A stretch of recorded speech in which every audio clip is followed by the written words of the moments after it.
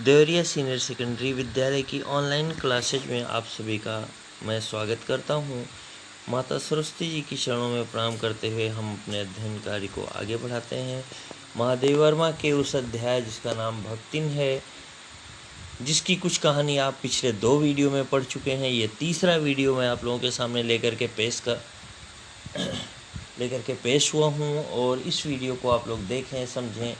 बात जहाँ भी समझ में नहीं आती है आप कमेंट के द्वारा या जैसे भी आपको अच्छा लगे आप पूछ सकते हैं, फ़ोन नंबर के ज़रिए पूछें। और आइए हम कहानी के उस अगले भाग की तरफ बढ़ते हैं। जब भक्तिन महादेव वर्मा के यहाँ नौकर का काम करने के लिए उपस्थित हो चुकी है, उसके बाद क्या क्या हुआ।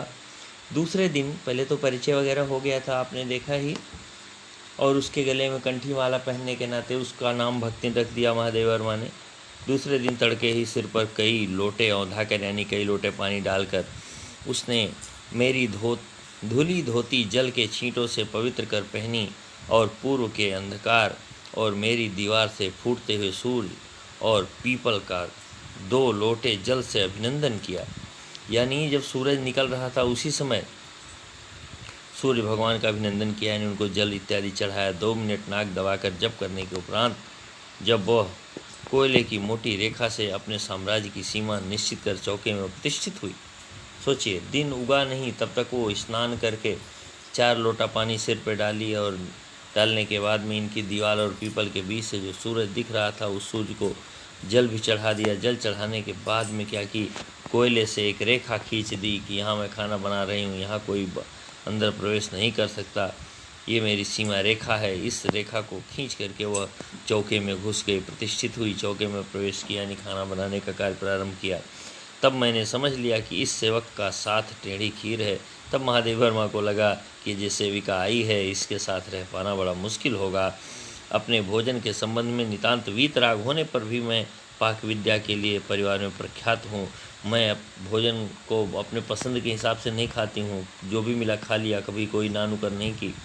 फिर भी मैं खाना बनाने में निपुण हूँ और कोई भी पाक कुशल दूसरे के काम में नुक्ताचीनी बिना किए नहीं रह सकता। और मुझे पता है मैं अगर खाना अच्छा बनाना जानती हूँ तो सामने वाले के खाने में ज़रूर कमी निकालूंगी, उसकी कमियाँ ज़रूर बताऊंगी।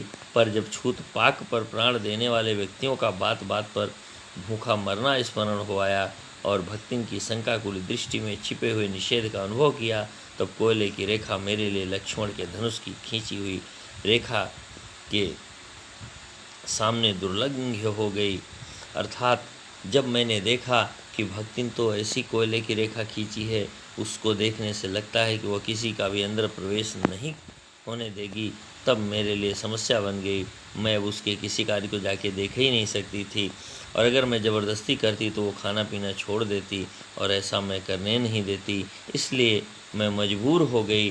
जैसे लक्ष्मण रेखा खींच देने पर रावण अंदर नहीं जा सकता था, वैसे ही मैं भी उस भक्तिन के द्वारा कोयले से जो रेखा खींची गई कि मैं जब तक किचन में हूँ, पाकशाला में हूँ, तब तक कोई बाहरी मेरे इस रेखा को लांघ करके अंदर नहीं आएगा, तब वह रेखा लांघना मेरे लिए बड़ा मुश्किल हो गया। मैं समस्या में पड़ गई। इसीलिए वो पहले की कही हैं कि ऐसी सेविका के साथ रह पाना बड़ा मुश्किल। और मैंने पीढ़े पर बैठी हुई आसीन हुई उस अनधिकारी को भूलने का प्रयास करने लगी। मैं बार बार यह प्रयास की कि किसी तरह से मेरे दिमाग से बात उतर जाए कि भक्तिन जैसी एक विशेष महिला मेरे यहाँ भोजन बनाने के लिए आई हुई है। भोजन के समय जब मैंने अपनी निश्चित सीमा के भीतर निर्दिष्ट स्थान ग्रहण कर लिया, यानी जो स्थान उसने निर्दिष्ट किया वह स्थान जब इन्होंने ग्रहण किया, जब उस स्थान पर जाके बैठ लीं, तब भक्तिन ने प्रसन्नता से लबालब दृष्टि और आत्मतुष्टि से आप्लावित मुस्कुराहट के साथ मेरी फूल की थाली में 1 अंगुल मोटी और गहरी काली चित्तीदार 4 रोटियां रखकर उसे टेढ़ी कर गाढ़ी दाल परोस दी। तो जब महादेव वर्मा जी जा कर के किचन में बैठती हैं जहाँ भक्ति ने बताया उस जगह, तो क्या करती है कि खूब मोटी मोटी रोटी, देखिए क्या लिखा हुआ है, वो बड़े खुशी और आत्मसंतुष्टि के साथ में बड़े ही आनंदपूर्ण मुस्कुराहट के साथ महादेव वर्मा को जो रोटियां परोसती है, चार चार रोटियां देती है। चित्तीदार यानी आधी जली आधी बची रोटियां देती है। और एक अंगुल जितनी एक उंगली मोटी होती उतनी मोटी रोटी थाली में रख दी और थाली को टेढ़ा करके दाल परोस दी, यानी दाल को रखने के लिए कटोरी वगैरह कुछ नहीं दिया। पर जब उसके उत्साह पर तुषारपात करते हुए मैंने रुआंसे भाव से कहा, लेकिन जब एकदम रुआंसा शकल बना करके महादेवी वर्मा ने उससे पूछा तो उसे ऐसा लगा तुषारपात माने वज्र गिर जाना है, पत्थर पड़ जाना। पत्थर पड़ने से सारी फसलें नष्ट हो जाती हैं, वैसे उसके सारी खुशियों पे मानो बर्फ़ गिर गया, पत्थर गिर गया। जब इन्होंने रुआंसे होकर के कहा यह क्या बनाया है, तब वह हतबुद्धि हो रही। जब इन्होंने कहा ये क्या बनाई हो खाना, ऐसे खाना बनता है, ऐसा कहते ही महादेवी वर्मा के शब्दों को सुन करके भक्तिन बेचारी बड़ी दुखी हुई। हतबुद्धि माने उसकी बुद्धि काम करना बंद कर दी। रोटियां अच्छी सेकने के प्रयास में कुछ अधिक खरी हो गई। उसने कहा हमने सोचा रोटियां बहुत अच्छी सेक दी इसलिए ज़्यादा खरी हो गई, यानी अधजली हो गई, पर अच्छी हैं। तरकारियां थीं, पर जब दाल बनी है तब उसका क्या काम। शाम को दाल न बनाकर तरकारी बना दी जाएगी। तो भक्ति समझा रही महादेवी वर्मा को, दाल बनाया था मैंने तो सब्जी का क्या काम, तरकारी मैंने सब्जी, और शाम को दाल न बना करके तरकारी बना दिया जाएगा। दोनों एक टाइम क्यों बनाया जाए, ऐसे खर्चा करने से क्या लाभ होगा। ये सब समझा रही है भक्तिन महादेवी वर्मा को। यानी नौकर रखी हैं कि मालिक रख ली हैं। आई है नौकर बन के और मालिक पे भी हुक्म चलाती है, इनको परेशान कर रही है। दूध घी मुझे अच्छा नहीं लगता, नहीं तो सब ठीक हो जाता। दूध घी से महादेवी वर्मा खा लेती ताकि उस भक्ति को कुछ कहती न। अब न हो तो अमचूर और लाल मिर्च की चटनी पीस ली जाए। कहा कि कहिए तो अमचूर और लाल मिर्ची की चटनी पीस लें, उसी चटनी से इस रोटी को खा लीजिए। उससे भी काम न चले तो वह गांव से लाई हुई गठरी में थोड़ा सा गुड़ दे देगी। कहा अगर चटनी पीसने से भी आपसे रोटी नहीं खाई जाती है तो मैं गांव से जो गठरी लाई हूँ कपड़े उपड़े की, उसी में थोड़ा गुड़ रखी हूँ, मैं अपने वाले गुड़ में से आपको गुड़ दे सकती हूँ। बताइए, नौकरानी होके अपने मालकिन के ऊपर दया दिखा रही है। और शहर के लोग क्या कलाबत्तू खाते हैं और व्यंग्य भी मारती है कि अगर ऐसा नहीं है तो आप क्या खाओगी।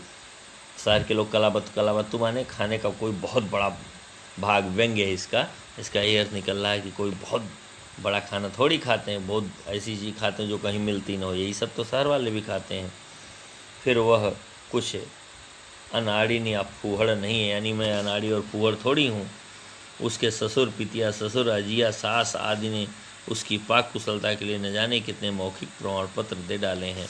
और भक्ति ने बताया मेरे ससुर पितिया, ससुर अजिया, ससुर यानी जो सौतेले ससुर हैं, या मतलब ससुर के चचेरे भाई हैं, ससुर के भी पिताजी हैं, इन सारे लोगों ने मौखिक प्रमाण पत्र दिए थे कि मैं बहुत बढ़िया खाना बनाना जानती हूँ। मुझे लोग शाबाशी देते थे। भक्तिन के इस सार गर्भित लेक्चर का प्रभाव यह हुआ कि मैं मीठे से विरक्ति के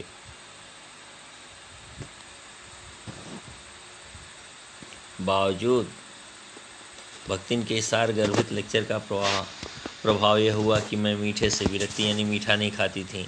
इसके बावजूद बिना गुड़ के और घी से अरुच के कारण, यानी घी इनको पसंद नहीं आती थी, गुड़ भी पसंद नहीं आता था। इसके बावजूद बेचारी महादेवी वर्मा रूखी दाल से एक मोटी रोटी खाकर बहुत ठाठ से यूनिवर्सिटी पहुंची। यानी उसी केवल दाल से जो छौंकियों की नहीं थी, ऐसी दाल से वह मोटी वाली रोटी खाई और केवल एक रोटी खाकर यूनिवर्सिटी पहुंच गई। कितना दुख है, नौकरानी के नाते इनको बदलना पड़ रहा है। न्याय सूत्र पढ़ते पढ़ते शहर और देहात के जीवन के इस अंतर पर विचार करती रही।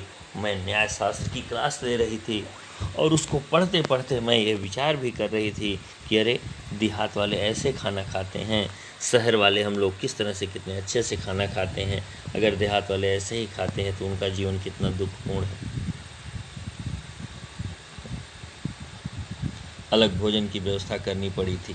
अपने गिरते हुए स्वास्थ्य और परिवार वालों की चिंता निवारण के लिए पर प्रबंध ऐसा हो गया कि उपचार का प्रश्न ही खो गया। इस देहाती वृद्धा ने जीवन की सरलता के प्रति मुझे इतना जागृत कर दिया था कि मैं अपनी असुविधाएं छिपाने लगी। महादेवी वर्मा इतनी परेशान हो गई कि ये अपनी असुविधाओं को, जो चीज़ इनके पास नहीं थी, उनको छुपाना प्रारंभ कर दी। सुविधाओं की चिंता करना तो दूर, यानी सुविधा क्या है क्या कम है उसको लाने की चिंता करना तो दूर की बात, बेचारी असुविधाओं को छुपाने लगी, यानी उस वृद्धा के आने से जो मजबूरियां उपस्थित हुई, जो सामने समस्याएं आ पड़ी, उससे जो सामंजस्य नहीं हो पाया, इस मजबूरी को छुपाने में लग गई बेचारी, और जो चीज़ नहीं थी उसको पाने की बात तो दूर हो गई। इसके अतिरिक्त भक्तिन का स्वभाव ही ऐसा बन चुका था कि वह दूसरों को अपने मन के अनुसार बना लेती थी। भक्तिन का ऐसा स्वभाव था, दूसरे को अपने अनुसार भले ढाल ले, वह कभी किसी दूसरे के अनुसार नहीं ढलती थी। और यह जीवन का सबसे बड़ा बेवकूफ़ी वाला काम है। अगर आदमी ऐसा करेगा तो जीवन में कभी सुखी नहीं रह सकता है।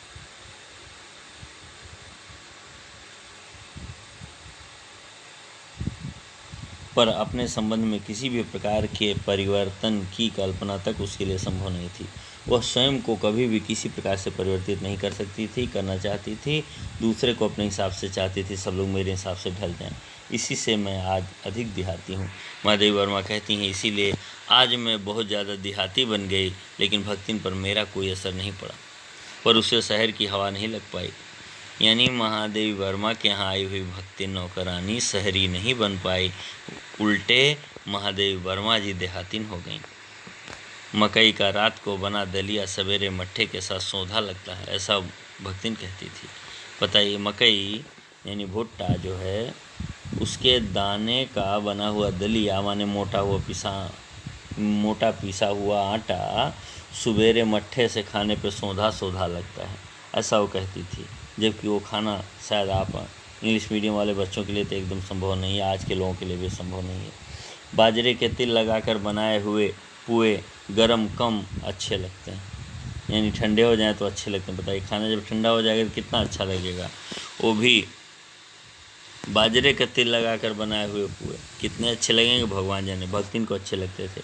ज्वार के भुने हुए भुट्टे के हरे दानों की खिचड़ी बड़ी स्वादिष्ट होती है, ऐसा भक्तिन कहती थी। सफ़ेद महुए की लपसी संसार भर के हलवे को लजा सकती है, ये भक्तिन कहती। वही बात महादेवी वर्मा बता रही हैं। जबकि ऐसा हलवा कदापि आपके मुंह में भी नहीं जाएगा ठीक से। आदि वह मुझे क्रियात्मक रूप से सिखाती, यानी यह बात इनको खिलाती थी, ऐसा कुछ केवल कहती ही नहीं थी। पर यहाँ का रसगुल्ला तक भक्तिन के पोपले मुंह में प्रवेश करने का सौभाग्य प्राप्त नहीं कर सका। यानी महादेवी वर्मा जी भक्तिन के हिसाब से चल दी, लेकिन भक्तिन महादेवी वर्मा का कुछ नहीं कर सकीं। और शहर का एक रसगुल्ला भी उसके उस बुढ़ापे वाले मुंह में नहीं जा सका। वो खाने के लिए वो सौभाग्य प्राप्त नहीं कर सकी भक्तिन। मेरे रात दिन नाराज होने पर भी उसने साफ धोती पहनना नहीं सीखा। कोई भी धोती पहन लेती थी, पर मेरे स्वयं धोकर फैलाए हुए कपड़ों को वह तह करने के बहाने सिलोटों से भर देती थी। बल्कि महादेवी वर्मा का जो कपड़ा फैलाया गया रहता था साफ करके, उसको तह करना यानी चौपरतने के बहाने से वो इतना उसको एक तरह से कह लो गुमेच देती थी, इतना सिकोड़ के रख देती थी कि उसमें अलानहा की क्रीच पड़ जाए तमाम। यानी वो प्रेस करने के बजाय उसका उल्टा, यानी क्रीच लोग ख़त्म करते हैं, फालतू के मोड़ ख़त्म करते हैं प्रेस करके, और मोड़ दे देती थी, तमाम सिलवटें बना देती थी। मुझे उसने अपनी भाषा में अनेक दंत कथाएँ कंठस्थ करा दी। वह इतनी दंत कथा सुनाती थी कि मुझे उसकी दंत कथाएँ याद हो गई थीं। पर पुकारने पर वह आय के स्थान पर जी कहने का शिष्टाचार भी नहीं सीख सकती। लेकिन किसी को बुलाया जाए तो उसको जी कह के बोलना चाहिए, लेकिन वह भक्तिन इस बात को नहीं सीख पाई, आय ही कहती थी, जबकि आय कहना शिष्टाचार के विरुद्ध है। भक्तिन अच्छी है यह कहना कठिन होगा, क्योंकि उसमें दुर्गुणों का अभाव नहीं। भक्तिन अच्छी है यह कहना कठिन इसलिए है क्योंकि उसमें कमियां भी थीं, दुर्गुणों का अभाव नहीं, कमियां हैं। वह सत्यवादी हरिश्चंद्र नहीं बन सकती, यानी वह सत्यवादी हरिश्चंद्र की तरह से जीवन तो नहीं जी सकती, ना तो ऐसा बन सकती है। लेकिन नरो व कुंजरो कहने का विश्वास नहीं रखती। लेकिन वो अर्ध सत्य यानी आधी झूठी बात वो नहीं कहना चाहती है। नरो व कुंजरो का मतलब युधिष्ठिर ने अपने गुरु के सामने जब कहा अश्वत्थामा मारा गया, नर था अथवा हाथी, ये मुझे नहीं पता, तो जब युधिष्ठिर ने आधी सत्य बात बोली कि गुरु द्रोण को अगर ये पता चल जाएगा कि अश्वत्थामा मारा गया, अश्वत्थामा उनके बेटे का नाम था, तो गुरु द्रोण धनुष बाण रख देंगे और गुरु की हत्या की जा सकती है। इसी नाते युधिष्ठिर ने आधी सत्य बात बोली कि हे गुरुदेव, अश्वत्थामा मारा गया, लेकिन हाथी था कि मनुष्य यह मुझे कंफर्म नहीं है। उनको सीधे कहना चाहिए था कि प्रभु अश्वत्थामा मारा गया, लेकिन वो एक हाथी था। लेकिन उन्होंने आधी झूठ बात बोली। बाद में उन्होंने कहा कि वो मनुष्य था अथवा हाथी। तब तक शंख बजा करके उनकी उस बात को रोक दिया गया और आधे सत्य की जानकारी में गुरु द्रोण ने धनुष बाण रखे और उनकी हत्या कर दी गई निहत्थे द्रोण पर। इसलिए कहती हैं कि महादेवी वर्मा की भक्तिन जो है वो युधिष्ठिर की तरह अर्धसत्य नहीं बोलती है और वह हरिश्चंद्र भी नहीं है, लेकिन झूठ तो बोलती है, बशर्ते ऐसा झूठ नहीं बोलती जिससे उसको लाभ हो और किसी का बहुत बड़ा नुकसान हो जाए।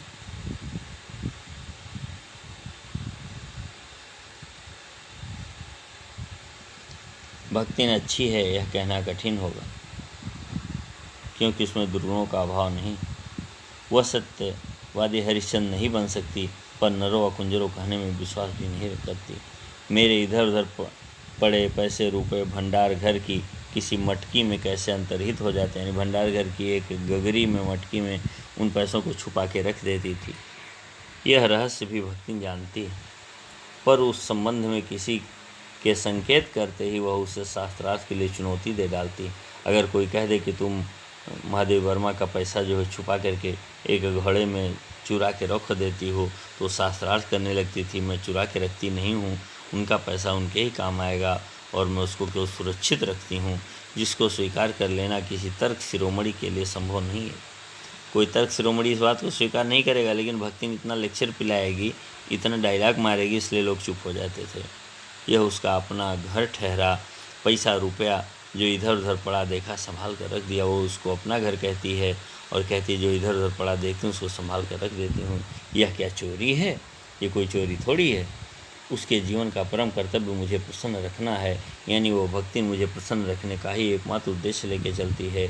जिस बात से मुझे क्रोध आ सकता है उसे बदल कर इधर उधर करके बताना क्या झूठ है? नहीं, इधर उधर करके बताना उसके हिसाब से सच है। इतनी चोरी इतना झूठ तो धर्मराज महाराज में भी होगा, नहीं तो ये भगवान जी को कैसे प्रसन्न रख सकते? ऐसा भक्तिन कहती थी कि जितना मैं झूठ बोलती इतना तो धर्मराज भी झूठ बोलते होंगे, नहीं तो भगवान को कैसे खुश रखते। शास्त्र का प्रश्न भी भक्तिन अपनी सुविधा अनुसार सुलझा लेती थी, यानी शास्त्र का प्रश्न भी भक्तिन अपनी सुविधा अनुसार बदल करके उसका प्रयोग कर लेती थी।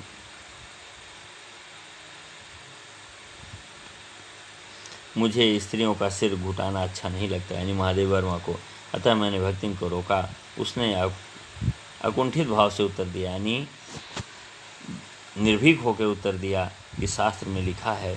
कौतूहलवश मैं पूछे ही बैठी क्या लिखा है, तो भक्तिन ने उत्तर दिया, तीर्थ गए मुड़ाए सिद्ध। अर्थात जो लोग तीर्थ जाते हैं और सिर मुड़वाते हैं वो लोग सिद्ध होते हैं, प्रसिद्ध होते हैं, उनको भगवान पसंद करते हैं। ऐसा उस भक्तिन ने जबरदस्ती का एक उदाहरण मेरे सामने ठोंक दिया।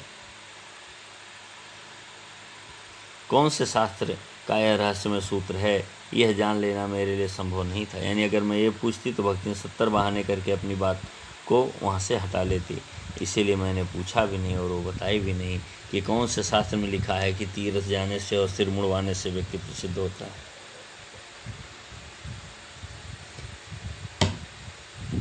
अतः मैं हार कर मौन रही और भक्तिन का चूड़ा कर्म हर बृहस्पतिवार को एक दरिद्र नापित के गंगा जल से धुले उस तरह द्वारा यथाविधि निष्पन्न होता रहा और मैं चुप हो गई। और उस भक्तिन का सिर एक गरीब नाई के द्वारा गंगा जल से धो करके और उस छुरे के द्वारा उस तरह के द्वारा टकली हो जाया करती थी, सिर छिलवा लिया करती थी, यही कह के कि सिर छिलवाना सिद्ध होने का, भगवान को प्रिय होने का सबसे बड़ा कारण है। पर वो मूर्ख है या विद्या बुद्धि का महत्व नहीं जानती, यह कहना असत्य कहना है। विद्या बुद्धि का महत्व तो जानती है, लेकिन उसके मन में जो बैठता वही करती है, इसलिए ना तो उसको मूर्ख कहा जा सकता है, ना विद्या बुद्धि का महत्व जानने वाली कहा जा सकता है। अपनी विद्या के अभाव को मेरी पढ़ाई लिखाई पर अभिमान करके भर देती है। उसके पास पढ़ाई लिखाई नहीं है, मेरी पढ़ाई लिखाई के आधार पे वो भी अपने आप में अभिमान करती है। अपने विद्या के अभाव को मेरी पढ़ाई लिखाई पर अभिमान करके भर लेती है। एक बार जब मैंने सब काम करने वालों से अंगूठे के स्थान पर हस्ताक्षर लेने का नियम बना दिया, तब भक्तिन बड़े कष्ट में पड़ गई, क्योंकि एक तो उससे पढ़ने की मुसीबत नहीं उठाई जा सकती, दूसरे सब गाड़ीवान दाइयों के साथ बैठकर पढ़ना उसकी वयोवृद्धता का अपमान होगा और ऐसा वो कदापि नहीं कर सकती है, इसलिए वो पढ़ने भी नहीं जाएगी। अतः उसने कहना आरंभ किया, हमारे मलकिन तो रात दिन की तबियन माँ गड़ी रहती हैं, अब हमहू पढ़े लागब तो घोर गृहस्थी कौन देखी सुनी। अर्थात हमारी मालकिन महादेवी वर्मा तो दिन रात किताब ही पढ़ती हैं, अगर मैं भी किताब कापी पढ़ने लगी तो घर गृहस्थी नष्ट हो जाएगी, इसलिए मैं न पढ़ूंगी न हस्ताक्षर करूंगी। पढ़ाने वाले और पढ़ने वाले दोनों पर इस तर्क का ऐसा प्रभाव पड़ा कि भक्ति ने इंस्पेक्टर के समान क्लास में घूम घूम कर आ ई की बनावट, किसी के हाथ की मंथरता माने धीमी गति, किसी की बुद्धि की मंदता पर टीका टिप्पणी करने का अधिकार पा गई। खुद नहीं आता था, दूसरे का जांच करती थी, दूसरे का परीक्षण करती थी। उसे तो अंगूठा निशानी देकर वेतन लेना नहीं होता, इसी से बिना पढ़े ही वह पढ़ने वालों की गुरु बन बैठी। वह अपने तर्क ही नहीं, तर्कहीनता के लिए भी प्रमाण खोज लेने में पटु है। वो जिस बात को तर्क से सिद्ध नहीं कर सकती, उसके लिए भी प्रमाण ले आके रख देती थी। अपने आप को महत्व देने के लिए वह अपनी किसी बात की असाधारणता को सिद्ध कर देना चाहती है, पर इसके लिए भी प्रमाण की खोज ढूंढ आवश्यक होती है। वह प्रमाण ले आ देती है और अपनी बात को ज़बरदस्ती सिद्ध करवा देती है। आज का वीडियो बस इतना ही। अगले वीडियो में हम बाकी के भाग को लेकर पुनः उपस्थित होंगे। धन्यवाद।